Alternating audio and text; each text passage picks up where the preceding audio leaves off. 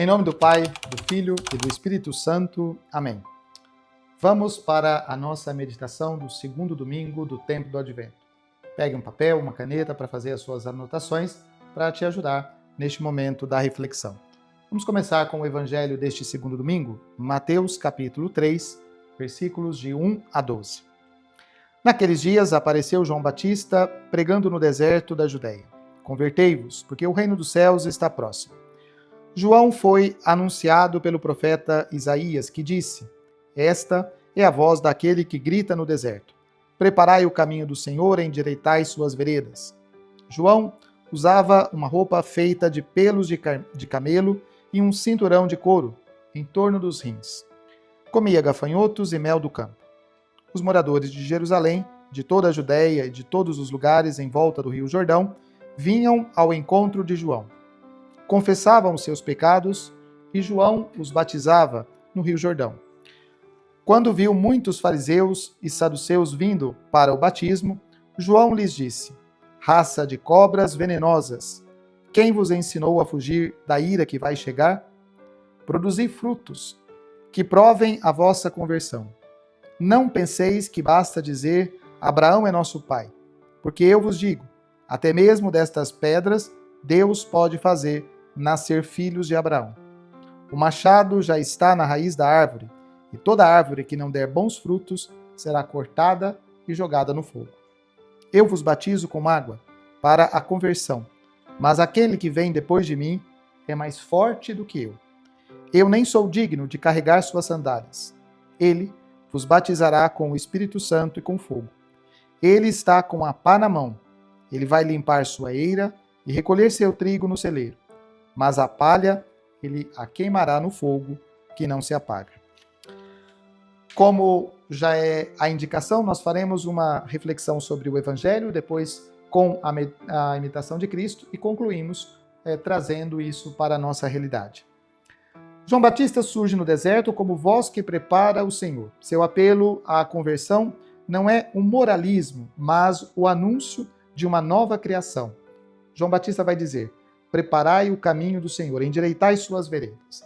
Aqui, mais do que simplesmente uma correção moral em gestos, em atitudes, a figura de João Batista, ela é o anúncio da proximidade, da chegada daquele que vem para cumprir as profecias. João Batista tem a certeza, a clareza de que ele não é aquele que cumpre as promessas, mas ele aponta. Em outra parte do Evangelho, nós veremos quando ele vai indicar o Messias.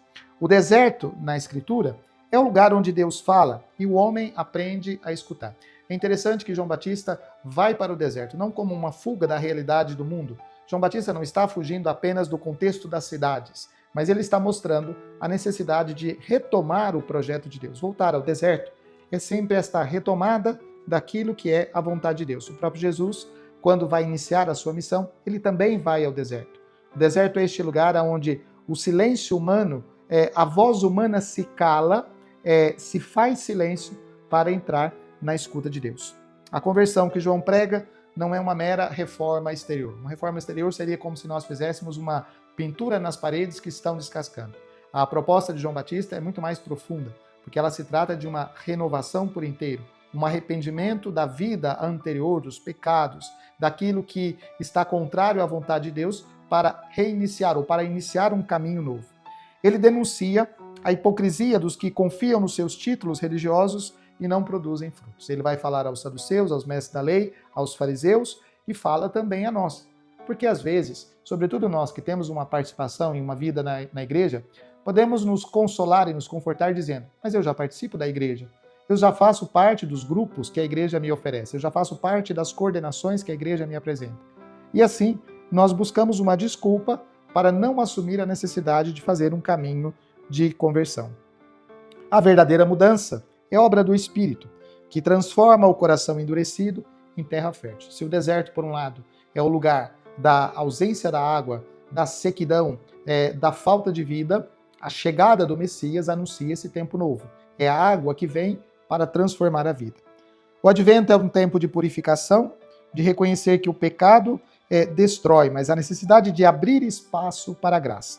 O batismo de João anuncia o batismo de Cristo, no espírito e no fogo, sinal da presença divina que consome o mal e renova tudo de uma maneira verdadeira. A imitação de Cristo, na obra de Thomas Kempis, ela nos leva a ter um zelo pelo emendamento da vida, ou seja, pela correção da nossa vida. Thomas Kempis vai dizer: cada dia, propõe-te firmemente a emendar-te e progride um pouco mais no bem. A conversão não é um instante isolado, ela não é um evento, mas é um caminho contínuo, ou seja, é um processo. A alma que ama a Deus não se conforma com as suas fraquezas, mas ela busca uma renovação sempre. Nós não podemos ser pessoas conformadas com a nossa realidade, mas eu nasci assim, eu estou assim. Não. Se nós encontramos essa realidade, se nós percebemos essa fragilidade, é preciso trabalhar a nossa vida espiritual de tal maneira que nós façamos um progresso, um caminho progressivo naquilo que é o bem, na conversão. O autor exorta a não esperar ocasiões extraordinárias para mudar, mas a começar pelo interior. Se cada ano cortasse um vício, logo serias perfeito. Olha que sentença forte. Se cada ano nós fôssemos capazes de cortar um dos nossos defeitos, se nós fôssemos capazes de tirar da nossa vida aquelas faltas, aqueles pecados, aquelas realidades que vão se acumulando, se nós tivéssemos esse caminho progressivo de fé, quanta coisa já teria mudado na nossa vida. Isso significa que uma pessoa conformada é aquela que aceita simplesmente essas realidades e não faz conta do caminho de conversão. Enquanto aquela que toma consciência da sua realidade, aquela que percebe o mal nas suas atitudes e na sua vida, ela se compromete com esse caminho de conversão. O advento, portanto, é o tempo das pequenas vitórias espirituais. Não comecemos por propostas muito grandes. Não é necessário fazer grandes sacrifícios ou grandes exercícios, mas começar com coisas pequenas. E estas coisas pequenas que vão nos dando vitórias, pequenas vitórias, elas vão reforçando em nós esse desejo de fazer o caminho de conversão, onde cada gesto de renúncia prepara o nascimento de Cristo. Não começar pelas grandes renúncias, mas pelas pequenas renúncias e mantermos essas pequenas renúncias de forma a que se tornem em nós virtudes. Isso nos ajuda a combater os vícios. Kempis ensina que o zelo verdadeiro nasce do amor. Quem sabe que é amado quer corresponder ao amor recebido. A coisa mais fundamental da nossa vida espiritual, é saber que nós somos amados. Pode ser que nós não nos sintamos amados pelos nossos pais, pelos nossos parentes, pelas pessoas à nossa volta, mas nós nunca podemos duvidar do amor de Deus. E esta certeza que precisamos compreender, a certeza do amor de Deus, é aquilo que nos impulsiona na vida. Assim, o desejo de conversão não é um fardo pesado, não é uma coisa imposta. O próprio Jesus vai falar dos fardos que são impostos, e às vezes esse peso da necessidade de uma conversão forçada. Não se trata disso, mas se trata de fazer um caminho marcado pelo amor. A alma que se purifica torna-se dócil ao Espírito e mais parecida com Cristo. A docilidade da nossa alma, a docilidade às ações do Espírito, elas não são alguma coisa rápida. Nós precisamos como que acostumar os nossos ouvidos a ouvir a voz do Espírito. E para isso basta os gestos pequenos, os gestos repetidos, os gestos feitos a partir do amor. Em uma cultura que relativiza o bem e o mal, a palavra conversão soa estranho. Pode parecer muito estranho quando nós falamos em conversão, porque nós estamos muito acostumados a escutar. Cada um faz aquilo que quer da sua vida. Cada um vive do jeito que quiser. Cada um é livre para fazer as suas escolhas. Isso significa que nós estaríamos, por esse caminho, nós estaríamos fechados à ação do Espírito. Mas lá onde o coração, o Evangelho, pode mudar a rota da nossa vida. Sair do centro e deixar Deus conduzir. Sair da nossa vontade, sair daquilo que é apenas o nosso desejo. Será que isso é fácil? É claro que não é fácil. Não é simples deixar de lado as nossas vontades, não é simples deixar de lado os apelos que estão dentro de nós. Não é simples enfrentar as nossas dificuldades, mas é necessário. Converter-se hoje significa libertar-se do egoísmo e da indiferença que corroem a vida espiritual. Se você se recorda, na meditação anterior, nós falávamos da indiferença das pessoas que estavam ali junto com Noé. Enquanto se preparava aquele grande dilúvio, as pessoas ficaram indiferentes a todos os acontecimentos, como se não tivesse acontecendo nada. Mas quando se aproxima o dilúvio, as pessoas se despertaram. Às vezes nós também fazemos esse caminho, indiferentes diante de muitas realidades.